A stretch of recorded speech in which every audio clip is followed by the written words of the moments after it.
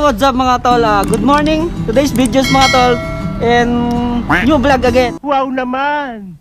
Wow! So ngayon, today's videos is gagawa tayo ng panibagong content na naman. So ngayon, pupunta po kami ngayon ng Managos, Pangasinan ba? Tama? Pangasinan daw. So mayroon daw doon tawag ba doon? Yung magbubunot daw kami ng sibuyas. Tapos mag-harvest kami ng sibuyas. Tapos ilalagay sa sako. Ang tawag doon ay buriki. Gunggong! Barinig kita sa mukha eh! So per sack ata sa red sack na nilalagyan na madalas sa sibuyas, 50 pesos daw ang isang sako. Tama ba? So yan, kasama pa rin natin kapatid ko si Dave, no? So yun mamaya, so yun makikita nyo. O may mga kasama pa tayo. So ngayon, buhay ano naman tayo ngayon, buhay probinsya, no? So mamaya, montage tayo doon. And doon, papakita namin sa inyo mamaya kung paano yung proseso. Okay, punta kami. Kita kids and peace out. Woo! Grabe ang galing ko. Sariwang hangin.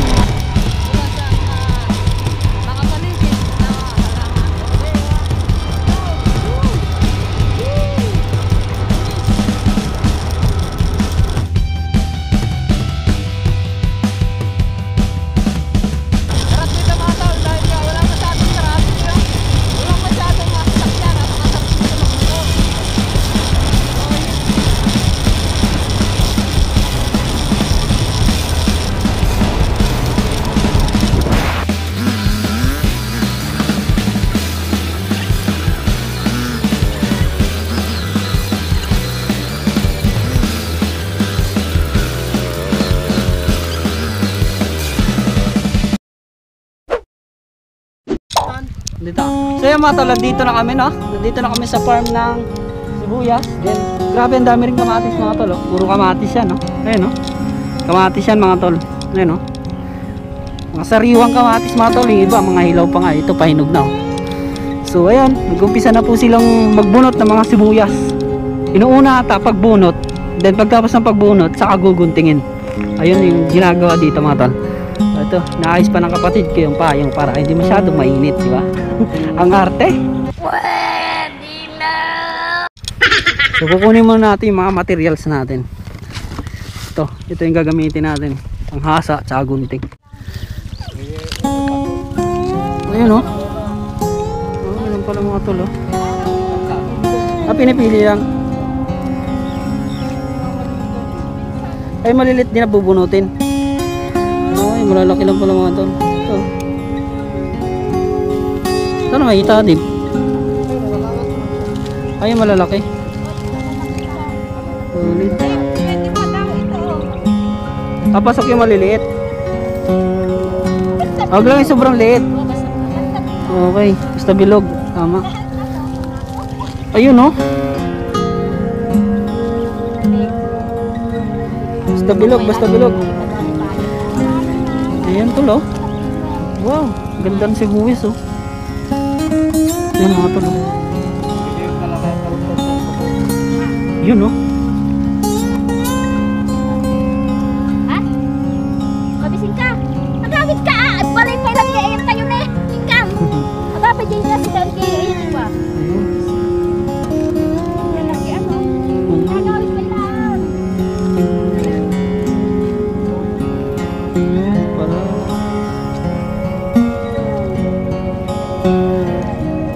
Ito ganda oh. Sariwang sariwa. Grabe ganda.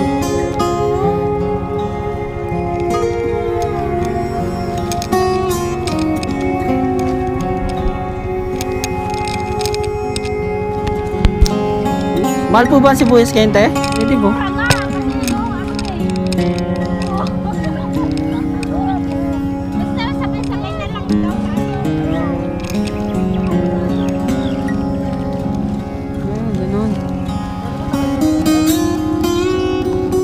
Bubunutin lang po na isa-isa.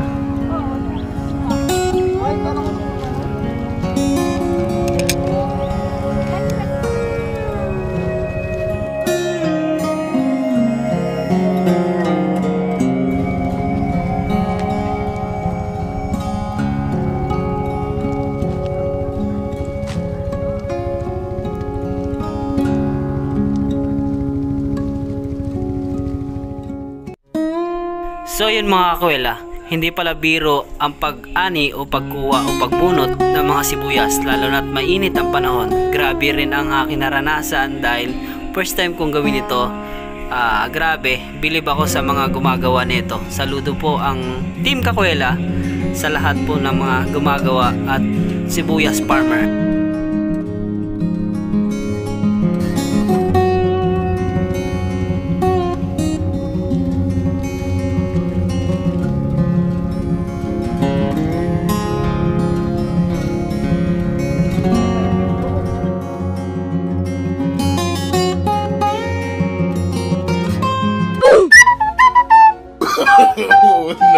No. Gunggong! Barinig kita sa mukha eh!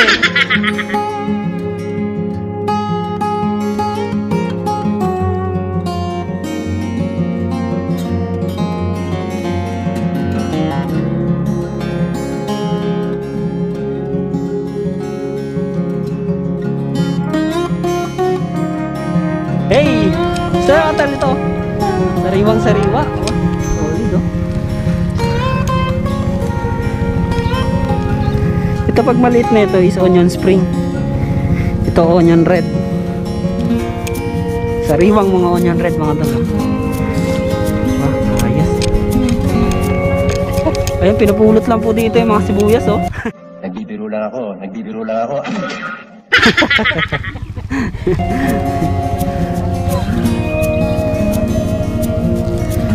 Yun pala. Nakalutang lang sila no. Nung tinanim ito nakalutang lang din. Tinorok talaga. Tapos sila lang kusang lumulutang. Magaling no. Sila yung ako yung kusang lumulutang. Ito oh. Ito tulo. Sariwa.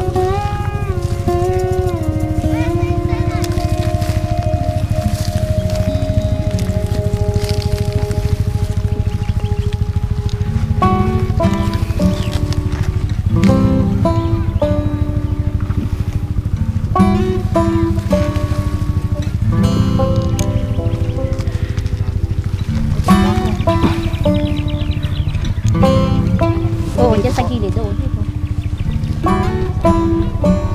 Marami rin pala umano dito no?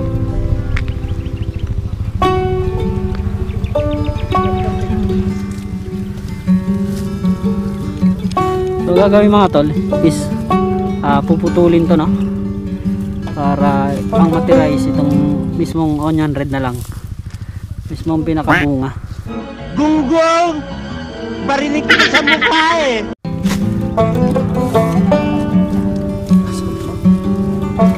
Wala mo na Dave. Hindi, kasi...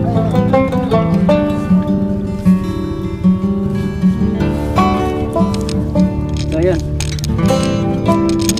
lahat nakaano Dave para dire-diretso. Ganyan isa-isa. Dapat yung nakalapag lang para mabilis. Gagawin kinaray ha. Magsisi sana. Matagal yung ganyan. So ganyan pala ang sistema mga tol.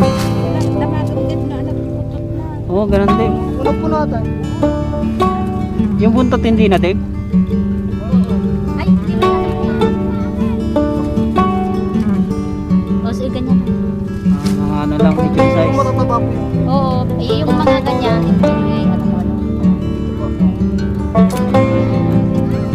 Anuin mo to ah. Anuin mo. Tanggalin yung buntot. Wag masyado ah. Ganyan lang oh. Wag masyado. Yan, ganyan lang.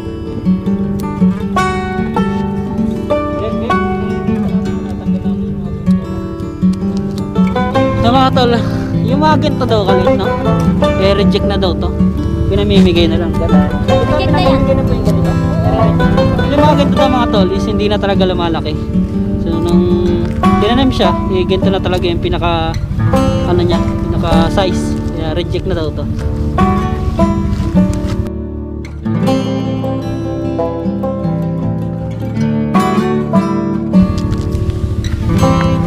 Grabe mga tol.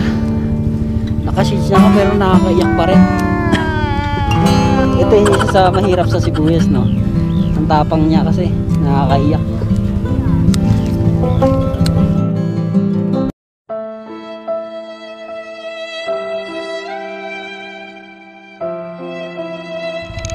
Ay, nakakaiyak talaga dito. Grabe mga tol. Ang sakit sa mata. Ito.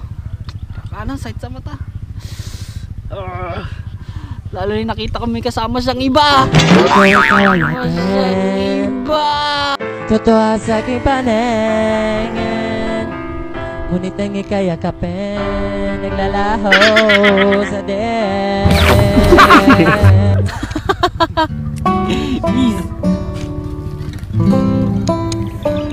So yung mga tol, ayan pala yung nagagawa namin. Yun o. Grabe, ang sakit sa mata. Ito pala yung isa sa mga ano dito, sa mga kalaban. Yung nagugunting ka, masakit sa mata. Kaya pala ito yung binabayaran dito. Kasi hindi lang biro yung paggunting din eh. Kasi yung ano niya, nagtatalsigan, tumatama sa mata. Kaya nakakaya.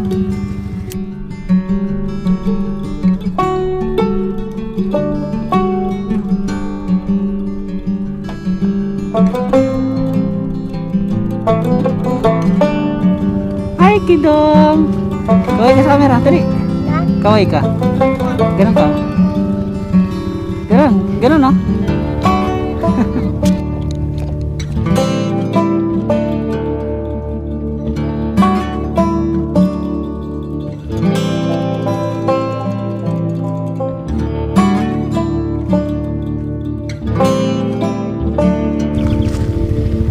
So yun mga tol, no?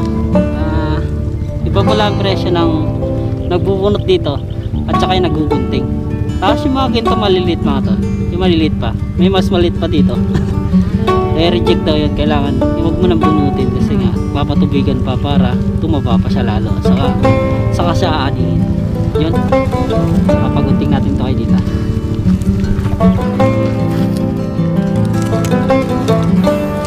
Sariwang mga ano tol, ayan o. So pipiliin na natin mga tol, yung bubunutin natin is yung mga malalaking sibuyas, yung mga bumibilog na. Ayan, okay na. Nakita niyo ba mga tol? Medyo nahirapan kasi ako. Nakasabit lang tong GoPro. Siset ko lang para hindi siya.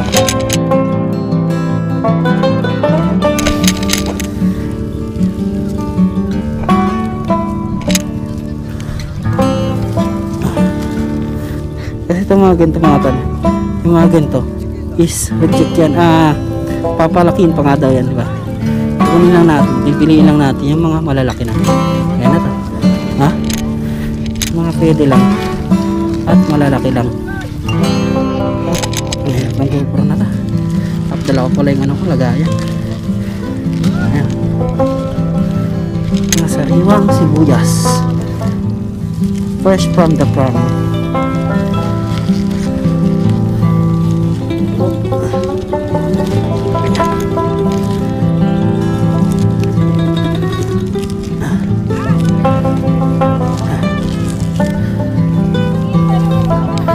Yun o, fresh from the farm. Yan mga tol, grabe o. Sariwang sariwa talaga. So dadalhin natin kay Tita Beth para siya po yung taga-gunting. So ayan na po yung mga natapos na guntingin. Ito o. Ayun o, dami na o. Hello Kidong. Ay. Hataw.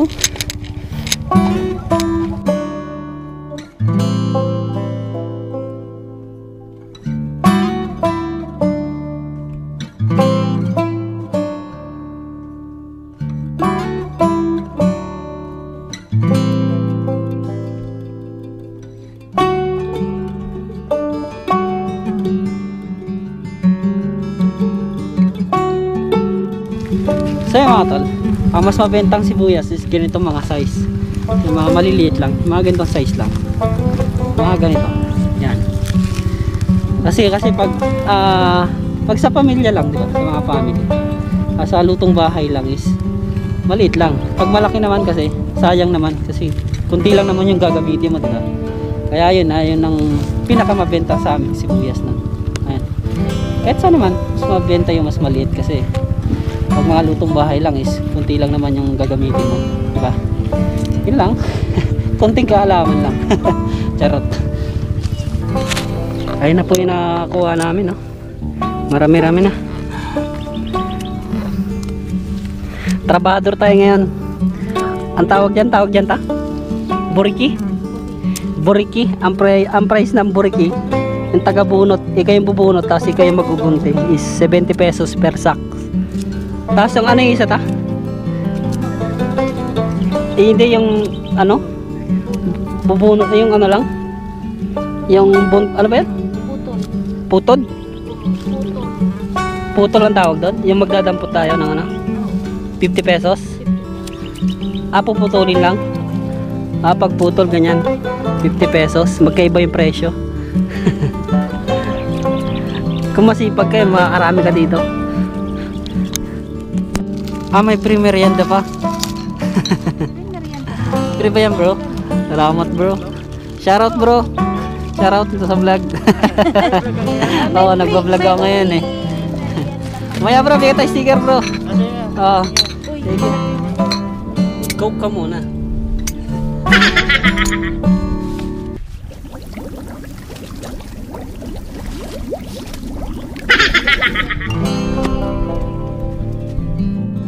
Isa't kalahati yung pinagkunan namin ito. Ito yung lahat na nakuha namin. Ayan. So lilipat kami sa kabila. So mga tol, dagdag tayo. Yung dalawang square na to kinuha namin. Ayan. Titignan natin naman kung gaano karami makuha namin. Let's go. So mga tol, break time muna daw tayo. Ayan na natin mga tol. Ayun o. Ito yung buriki. Kailangan mapuno niya. Pag napuno namin 70 pesos kasi iba daw yung price pag ikaw di niya nagbunot at ikaw di naggunting. Yan. Siling labo, siling sigang yung gitna. Ayos ah. Uwi muna tayo. Tara. May kikain muna tayo. Libre food pa mga tol. Ilan na kayo, Rhea? 5, 6 burike? Ba? Makarami na. Wow, na yung motor ko na. Hinihita na. Init. It's break time! So yun mga tol, katapos lang mag break time, no? So ayan, balik na naman ulit tayo. So feeling ko nakakaano pa lang kami, nakakadalawang sako pa lang. Hirap yun pala mga tol, no? Hindi rin pala basta-basta yun na nagbubunot ka lang eh. Kahit na nagbubunting ka lang, mahirap din pala. So ayan, no? Yan sila mga tol. Ang galing dito, ang gitna niya, no? Puro silin tanim. So ngayon, sasako naman namin siya ngayon. Sasako naman natin siya ngayon mga tol. So yan na yung nakuha namin. Ilang buriki kaya yan, Dave? Alamin natin kung ilan, no?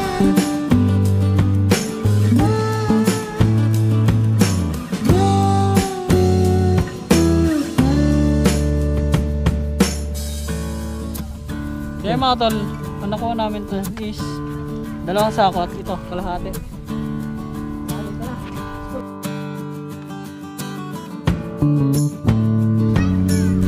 Dito si Santa Claus.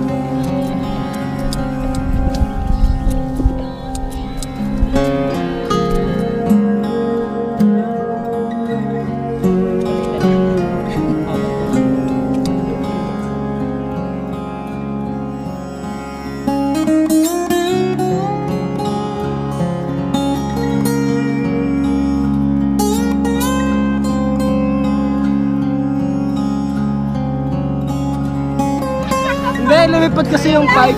Yan, uwi na tayo. Yeah. Yung pipe. So yun mga tol, tapos na kami manguha ng mga sibuyas. So pauwi na kami. Nakailan ba kami? Kaya lang tatanungin natin nakailan ba. Ano yung mga finished product mga tol. Yan, ready na yan para pick upin. Okay. Let's go. So yung mga tol, yung mga reject dito, yung maliliit kasi hindi na kinukuha yun. Kaya pinamimigay na lang nila. Ayan, ang dami nakuha, di ba? Ang dami, ayun, no? Pinamimigay na yan, no? Yung mga ganyan, dahil yung pinamimigay na yan kasi hindi daw tatagal ata yan. Hindi siya pwedeng pang storage, pang ano lang daw yan, pang palengke. Pwede naman siyang ibenta kasi pang palengke. Mas mura yung price. Kaya dito, parang reject na yan dito. Kaya pinamimigay na lang. Dami, no? Dave, nakailan tayo, Dave? 5.5 na sako. Ayun, naka 5.5 kami, oh. So yan, yun tayo. Uwi na tayo. Ayun mga tol. Ayun mga tol, grabe. Ang init maghapon. Hindi rin pala basta-basta yung, alam mo yun, pagbubunot lang ng mga pagkuha ng sibuyas. Kasi sobrang init. Tapos pag ginunting mo, nakakaiyak. So ito pa yung mga kasama ko. May mga talong. Kumukuha sila ng talong. Ayun, no? Kaso nga lang, maliliit mga tol. Eggplant baby ata to mga tol. Kaso nabubulok na. Nabubulok na mga tol. Ne? Talong ng bata. Yan. So yan, ayun yung mga kasama ko. Ayun yun. Ayun, ang dami, oh. Pinamimigay na po yan. So yan mga kawela, tatapusin natin ang vlog. See you next vlog mga tol. Ingat kayo palagi. Ayan, peace out. Paalam, boss!